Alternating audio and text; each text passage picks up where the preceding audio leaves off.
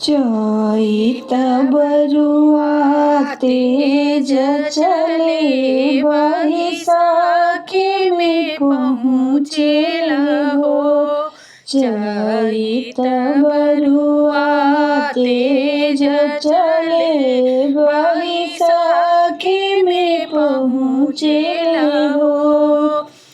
जइबो में जइबो जाहि घरे जहाँ बाबा हो जन बाबा हो।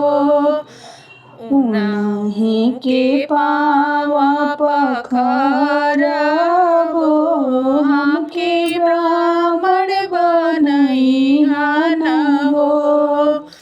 चैत बरुआ तेज चले बैसाखी में पहुँचेल हो।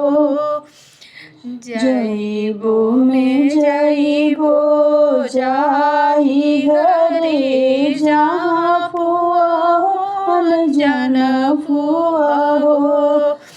उन्हीं के पावा पखारबो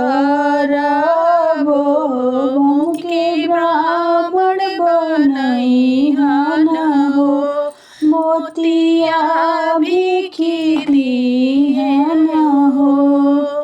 जइबो में जइबो जाहि घरे जहाँ बुआ हो जन बुआ हो।